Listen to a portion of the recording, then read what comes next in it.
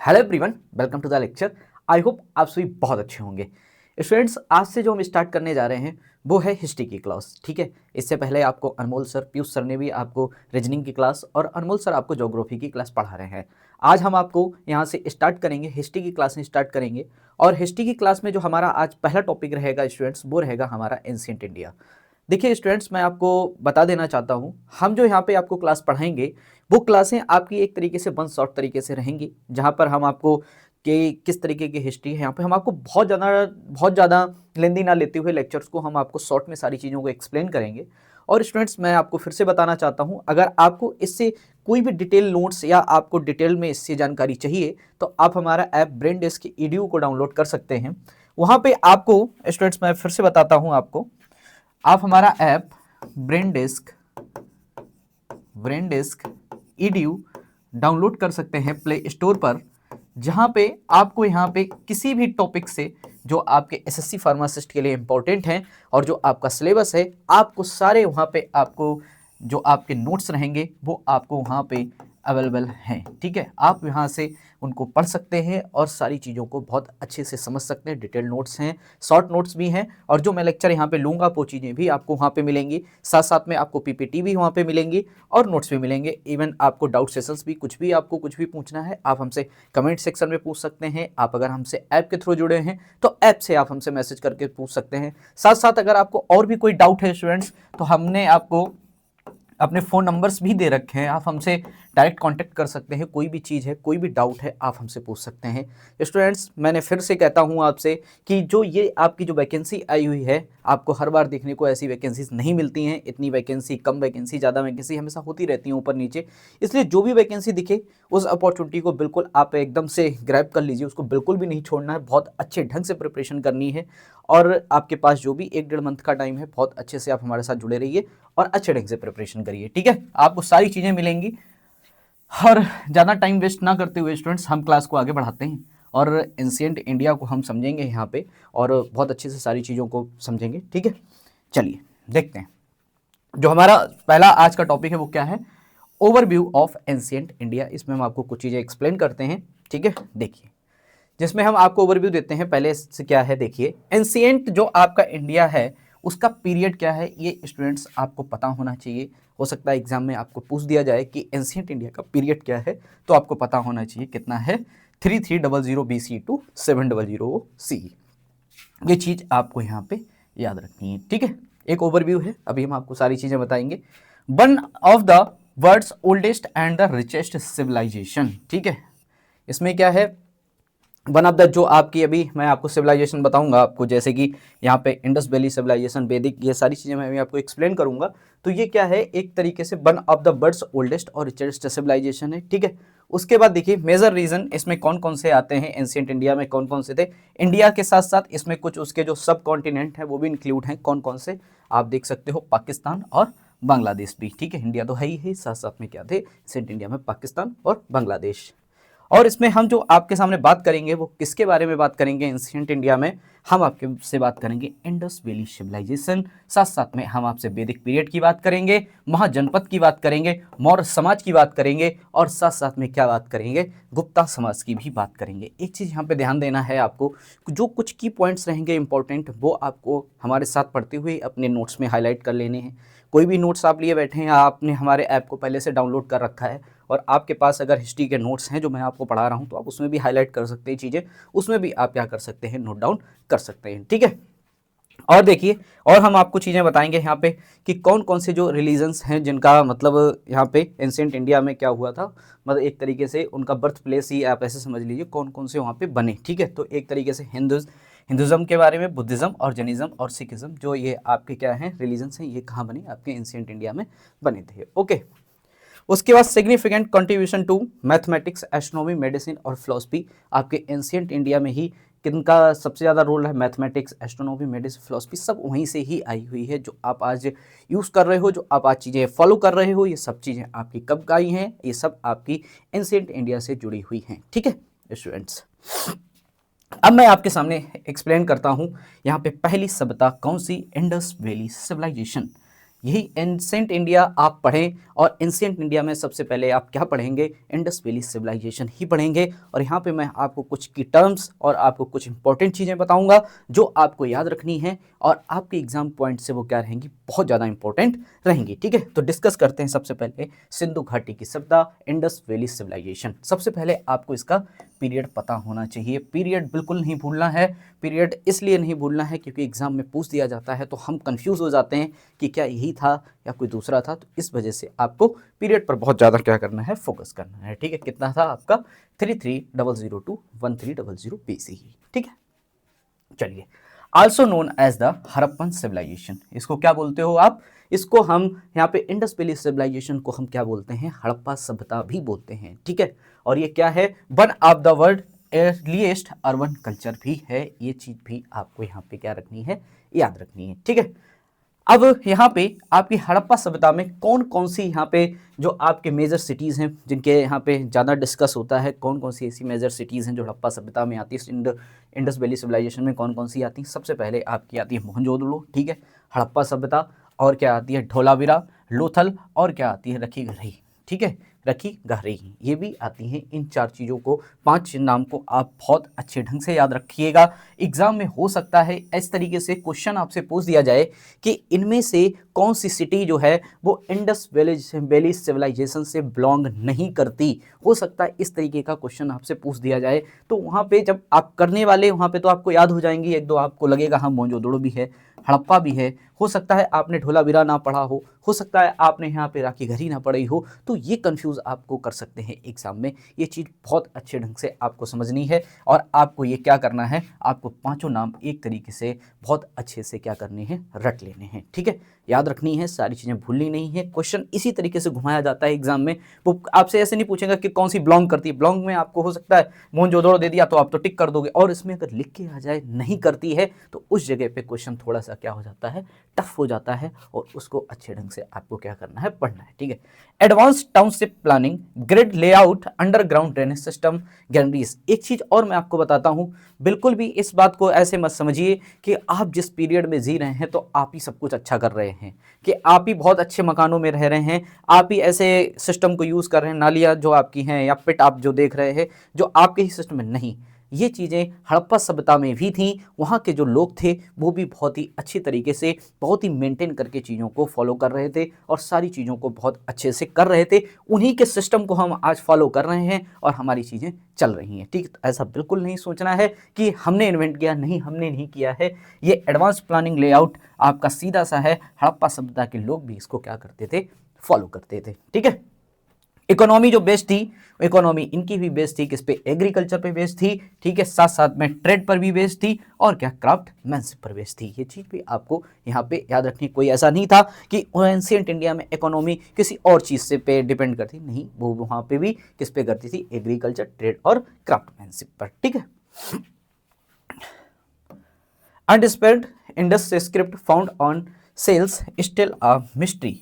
और जो आपकी इंडस स्क्रिप्ट है, आप एक चीज याद रखिए, जो इंडस स्क्रिप्ट है, ठीक है, इंडस स्क्रिप्ट, ये मिस्ट्री आज भी सॉल्व नहीं हो पाई है, इसको कोई नहीं पढ़ पाया है आज भी। एक तरीके से उनकी जो इंडस की स्क्रिप्ट है वो आज एक मिस्ट्री की तरह है, उसको कोई भी साइंटिस्ट नहीं पढ़ पाया है सही से, ना ही किसी को वो अभी तक समझ आई है। ठीक है, डिक्लाइंड 19 BCE।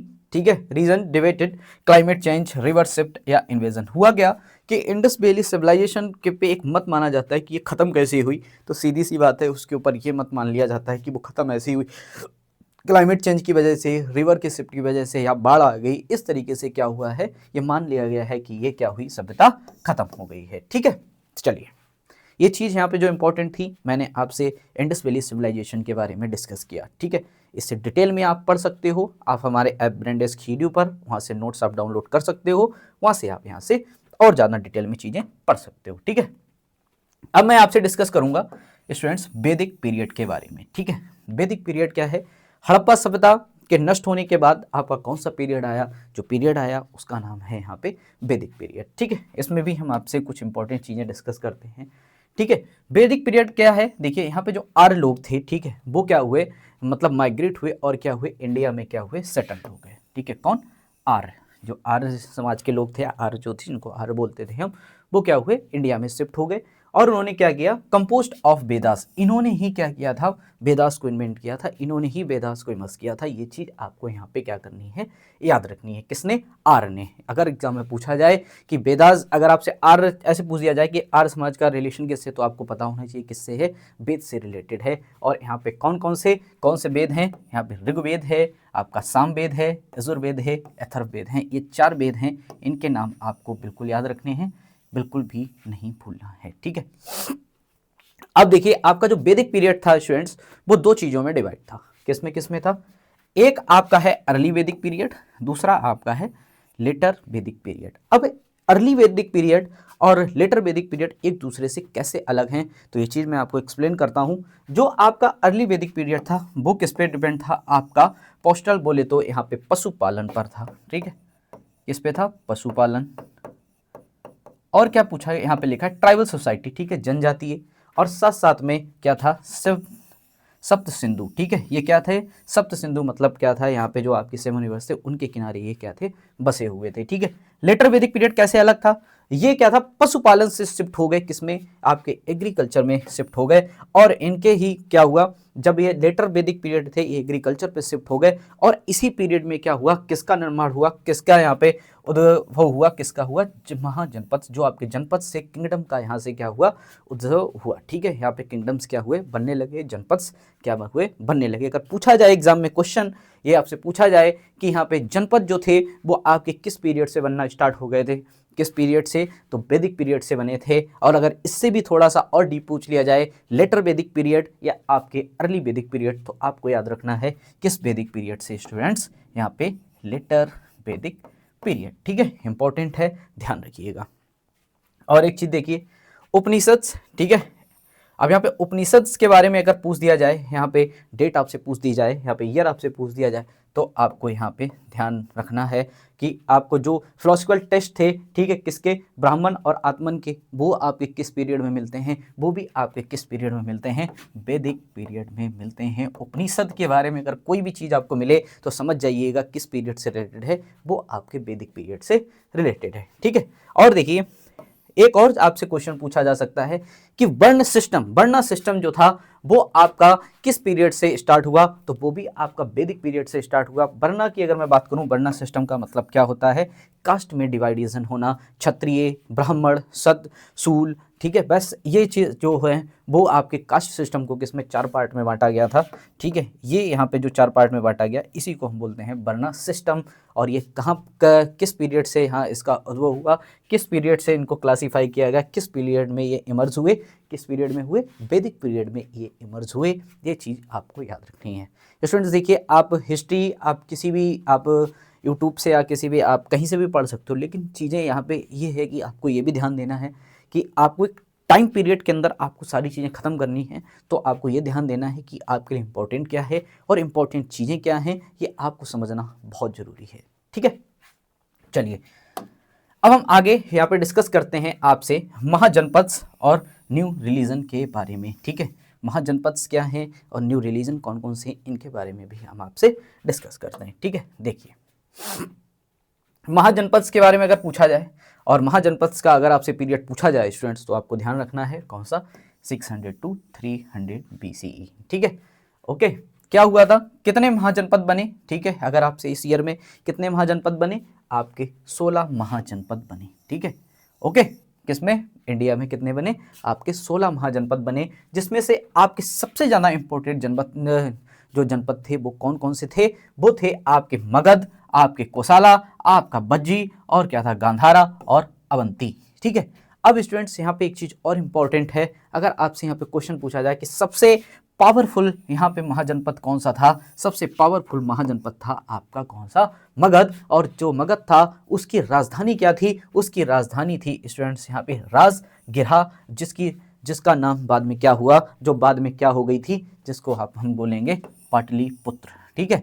क्या थी, पहले कैपिटल क्या थी, राजगिरहा थी, और बाद में क्या हो गई थी, पाटलिपुत्र। ये चीज़ याद रखना आप, ठीक है। अगर वहाँ पे क्वेश्चन पूछा जाए तो ये चीज़ों दोनों चीज़ें आपको याद होनी चाहिए, राजगिरहा और साथ साथ में पाटलिपुत्र, किसकी, मगध की कैपिटल, मगध की राजधानी, ठीक है। और एक चीज़, ठीक है। गौतम बुद्ध ने क्या किया था? गौतम बुद्ध ने देखिए किसको, जो आपका बौद्ध धर्म था उसको फाउंड किया, कब? 563 से 483 BC में। और महावीर ने कौन से धर्म को किया था? यहाँ पे 24 जो आपका क्या था, जैन धर्म था, उसको इन्होंने क्या किया था, यहाँ पे फाउंड किया था। किसने? महावीर ने फाउंड किया था आपका कौन सा, जैन। और जो आपका गौतम बुद्ध थे उन्होंने क्या किया था, आपका बुद्ध।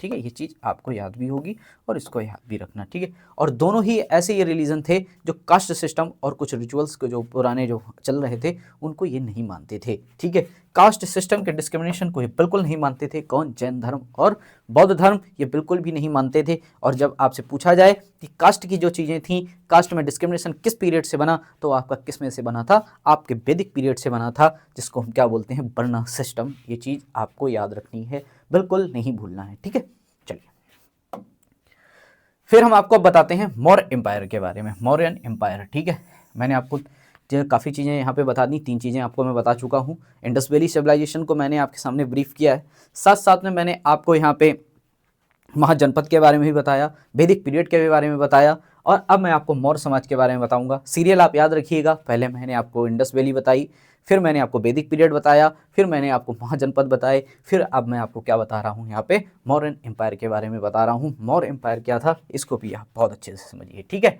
किसके द्वारा यहाँ पे ये फाउंड किया गया? चंद्रगुप्त मौर्य के द्वारा यहाँ पे क्या किया गया, इसको फाउंड किया गया। और आप मौर्य समाज की बात आए और आप चाणक्य का नाम ना जाने, आप कौटिल्य के बारे में ना जाने, ऐसा हो नहीं सकता। इसको सभी लोग जानते हैं। एक बार आप यहाँ पे चंद्रगुप्त मौर्य के बारे में इतना नहीं जानते होंगे जितना आप चाणक्य और कौटिल्य, जो चाणक्य और कौटिल्य एक ही चीज़ है, एक ही नाम है, उनके बारे में आपने ज़्यादा जाना होगा। ठीक है, चलिए। Chanakya Arthashastra, word of the treatise on the state craft and economy, सबको पता है। ठीक है, जो चाणक्य की अर्थशास्त्र है वो वर्ल्ड में कहाँ पे है, वर्ल्ड में उसका सबसे ऊपर स्थान है। ठीक है, और जो आपके यहाँ पे मौर्य समाज के जो सबसे ज़्यादा यहाँ पे क्या थे, सबसे ग्रेट एम्परर थे, जो सबसे ज़्यादा यहाँ पे महान सम्राट थे मौर्य समाज के, तो वो कौन थे? आपको याद रखना है, एग्जाम में हो सकता है पूछ दिया जाए चंद्रगुप्त मौर्य लिख के 4-5 ऑप्शन आपसे पूछ दिया जाए, वहाँ पे एक पर एम्परर का और नाम हो जिनका नाम है अशोक। अगर वहाँ पे आपसे पूछ दिया जाए तो आपको याद रखना है जो अशोक थे वो क्या थे, ग्रेटेस्ट मौर्यन एम्परर थे। ठीक है, कब? यहाँ पे 268 टू 232 BCE, ये आपको यहाँ पे याद रखना है। ठीक है, और एक चीज़ देखिए, ये भी आपसे अगर पूछा जाए कि अशोक ने जो यहाँ पे बौद्ध धर्म को जो अपनाया था वो किस युद्ध के बाद अपनाया था, तो ये चीज़ भी आपको याद रखना है कि कलिंगा का जो युद्ध था उसमें इन्होंने भीषण संघार देखने के बाद इन्होंने क्या किया था, वॉयलेंस को पूरी तरीके से छोड़ के इन्होंने क्या किया था, बौद्ध धर्म को क्या किया था, अपना लिया था। ठीक है, ये चीज़ भी यहाँ पे देख सकते हैं। ठीक है, अशोक का spread Buddhism through edict, rock edicts या पिलर एडिक्ट्स, ये सारी चीज़ें जो इनका बौद्ध की चीज़ें हैं वो आपको किस में मिल जाती हैं, उसके सच आपको रॉक और पिलर एडिक्ट्स में मिल जाते हैं कि इन्होंने बौद्ध धर्म को अपनाया था। ठीक है, empire stage from Afghanistan to Deccan. ठीक है, और एक चीज़ देखिए, अफगानिस्तान टू डेक्कन, ये चीज़ तो यहाँ पे है कि यहाँ पे इतने में इनका एम्पायर फैला हुआ था। First pan Indian empire, pan का मतलब ये होता है स्टूडेंट्स, पैन इंडियन एम्पायर का, जो इंडिया के मोस्टली जो ऐसी चीज़ें हैं, मोस्टली ऐसे जनपद थे, मोस्टली जो आपका जिसने इंडिया के अंदर बहुत ज़्यादा, मतलब बहुत ज़्यादा जो आपके जनपद फैले हुए हैं उनमें राज्य किया। ठीक है, तो इसको आप क्या बोलते हो, पैन इंडियन एम्पायर। ठीक है, इन्होंने बोले तो इंडिया के बहुत सारे हिस्सों में क्या किया, राज्य किया था। ठीक है, इसलिए इनको क्या बोलते थे, पैन इंडियन एम्पायर बोलते थे। ये चीज़ आपको याद रखनी है। ठीक, चलिए अब हम आपको बताएंगे यहाँ पे गुप्ता एम्पायर। ठीक है, क्वेश्चन अगर आपसे पूछा जाए कि गोल्डन एज किसको बोलते हैं, कौन से पीरियड को आप गोल्डन एज बोलते हो, कौन से अंपायर को आप गोल्डन एज बोलोगे, तो किसको बोलोगे, आप गुप्ता अंपायर को बोलोगे। ठीक है, अब हम आपके सामने गुप्ता अंपायर के बारे में कुछ चीज़ें डिस्कस करते हैं। ठीक है, किसके द्वारा गुप्ता अंपायर यहाँ पे फाउंड किया गया, श्री गुप्त के द्वारा। और यहाँ पे इंपॉर्टेंट चीज़ है, जो पीरियड है वो क्या है, 322-500 CE। अब यहाँ पे BCE नहीं है, CE है। ठीक है, ये याद रखिएगा। ठीक है, क्या है आपका, CE है, 322-500 CE। ओके, और फाउंडेड बाय ग्रेटेस्ट रूलर कौन कौन से थे, चंद्रगुप्त 1 और 2, और कौन थे यहाँ पे, समुद्रगुप्त थे। ठीक है, और अगर आपसे पूछा जाए कि नेपोलियन ऑफ इंडिया किसको बोला जाता था, यहाँ पे कौन से पीरियड में, अगर आपसे गुप्ता पीरियड में पूछा जाए कि यहाँ पे नेपोलियन ऑफ इंडिया किसको बोलते थे, तो नेपोलियन ऑफ इंडिया बोलते हैं किसको, समुद्रगुप्त को बोलते थे। ठीक है, और ये देखिए चंद्रगुप्त टू, ठीक है, Bikram the peak of the Gupta prosperity, ठीक है, क्या है, जो आपके चंद्रगुप्त जो सेकंड थे इनके टाइम में जो गुप्ता प्रॉस्पेरिटी थी, गुप्ता की जो सभ्यता थी वो क्या थी, एकदम पीक पर थी, ठीक है। चलिए आर्यभट्ट, ठीक है, इसी अंपायर में आर्यभट्ट ने क्या किया था, कैलकुलेटेड पाई की वैल्यू को कैलकुलेट किया, कॉन्सेप्ट ऑफ जीरो दिया, और हेलियोसेंट्रिक थ्योरी जो कि आपके किससे, अर्थ के रोटेशन से रिलेटेड होती है, ठीक है। और क्या था, कालिदास ने भी यहाँ पे क्या लिखा, यहाँ पे मेघदूत और साथ साथ में क्या लिखा था, अपिजाननास कुतालाम, ठीक है, ये भी यहाँ पे इन्होंने क्या किया था, किसने लिखा था, कालिदास ने लिखा था। कालिदास ने क्या क्या लिखा था, एक आपका लिखा था मेघदूत, साथ साथ में आपका क्या लिखा था, अभिजाना शकुंतलम, ठीक है, अभिजाना शकुंतलम, ठीक है, ये चीज भी यहाँ पे इंपॉर्टेंट है। अभिजाना शकुंतलम और मेघदूता, इनके नाम आपको यहाँ पे याद रखने हैं। किसने लिखी है, ये आपके कालिदास ने लिखी है, ठीक है।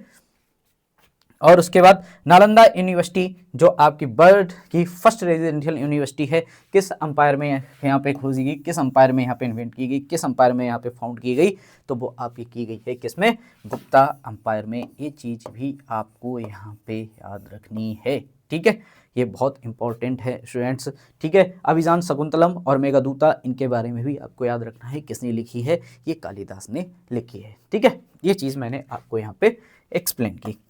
अब एक चीज़ देखिए, आपको मैं यहाँ पे आर्ट और आर्किटेक्चर और साइंस के बारे में बताता हूँ, जो आपके किससे रिलेटेड है, आपके एंशिएंट इंडिया से रिलेटेड है, जो आपके एंशिएंट इंडिया के साक्ष्य देते हैं कि एंशिएंट इंडिया में ऐसा हुआ था, ठीक है। तो देखिए यहाँ पे सबसे ज़्यादा स्तूपा आर्किटेक्चर, ठीक है, सांची स्तूपा बिल्ड अंडर अशोका, ये बुद्धिस्ट का मोनूमेंट है, ठीक है, क्या बोलते हैं इसको, सांची स्तूपा बोलते हैं, ओके। और आप देखिए केव टेम्पल्स, ठीक है, अजंता की गुफाएं, एलोराज, ये सारी चीज़ें हैं जो किसके प्रमाण देती हैं, बुद्धिज़्म और बुद्धिज़्म, हिंदू, जैन, इन सब चीज़ों के क्या देती हैं, ये प्रमाण देती हैं। ये क्या है, आर्किटेक्चर से ही और आर्ट से ही इन सारी चीज़ों के बारे में पता लगाया गया है, उन्हीं से हमारे इस पीरियड की सारी जानकारी को खोजा गया है, तभी हम लोग इसको क्या कर रहे हैं, पढ़ रहे हैं, ठीक है। सुश्रुत संहिता के बारे में भी, ठीक है, सुश्रुत संहिता जो है वो भी हमारी एक तरीके से रिलेटेड है आयुर्वेद के बारे में, जिसमें आपका क्या है, सर्जिकल टेक्स्ट, सर्जिकल की चीज़ें सारी लिखी हुई हैं। चरक संहिता जो भी हमारा एक आयुर्वेदिक मेडिसिन का टेक्स्ट माना जाता है, ठीक है। और साथ साथ में देखिए Panini Ashtadhyayi, but first the formal grammar of the Sanskrit language, ठीक है, जो आपका क्या है, पाणिनि के जो अष्टाध्यायी है, ये फर्स्ट फॉर्मल ग्रामर ऑफ किसकी, संस्कृत लैंग्वेज की, ठीक है। Decimal number system and concept of zero invented in India, यही एक बहुत बड़ा सच है अपने एंशिएंट इंडिया का, और अपने एंशिएंट इंडिया की और अपने इंडिया की सबसे अच्छी खोज की हुई में से एक है कौन सा, डेसिमल नंबर सिस्टम और कॉन्सेप्ट ऑफ जीरो इन्वेंट, ठीक है, कहाँ हुआ, अपने इंडिया में ही खोजा गया, ठीक है स्टूडेंट्स। ये मैंने आपको यहाँ पे इंपॉर्टेंट जो आपका एंशिएंट इंडिया से रिलेटेड जो चीज़ें थी वो मैंने आपको बताई यहाँ पे, और मैंने आपको सारी चीज़ों को एक्सप्लेन किया। इसके आगे की क्लास में भी मैं आपसे सारी चीज़ें एक्सप्लेन करूँगा। स्टूडेंट्स देखिए हमारी आपको मोस्टली क्लासेस जो हैं वो आपको हमारे यूट्यूब पर भी मिलेंगी, साथ साथ हमारे आपको ऐप पर भी आपको मिलेंगी। MCQs की जो प्रैक्टिस है वो हम आपको ओनली यूट्यूब पर करवाएंगे, ठीक है। MCQs की जो प्रैक्टिस है वो हम आपको यूट्यूब पर ही कराएंगे, और जो हमारे लेक्चर्स हैं, मोस्टली लेक्चर्स और इसके बाद के आने वाले जो आपको सारी क्लासेस हैं वो हमारे ऐप पर भी आपको देखने को पर मिलेंगी, ठीक है। वहाँ पे आपको नोट्स, आपको यहाँ पे रिकॉर्डेड लेक्चर, आपको सारी चीज़ें मिलेंगी। आज से 10 या 12 दिन के अंदर ही हम आपको वहाँ पे लेटेस्ट पैटर्न के अकॉर्डिंग हम आपको वहाँ पे मॉडल पेपर और साथ साथ में हम वहाँ पे आपको मॉक टेस्ट भी प्रोवाइड करेंगे। स्टूडेंट्स इन चीज़ों को आप देखिए, ज्वाइन करिए, सारी चीज़ों में आपको बहुत ज़्यादा हेल्प मिलेगी। वैकेंसी है, इसको छोड़िए मत, बहुत अच्छे ढंग से आप यहाँ पे इसको एकदम से बिल्कुल पकड़ के रखिए, छोड़ना नहीं है। हमारी टीम इस पर काम कर रही है, सारी चीज़ें हम आपको जल्दी से जल्द प्रोवाइड करेंगे, ठीक है स्टूडेंट्स, थैंक यू।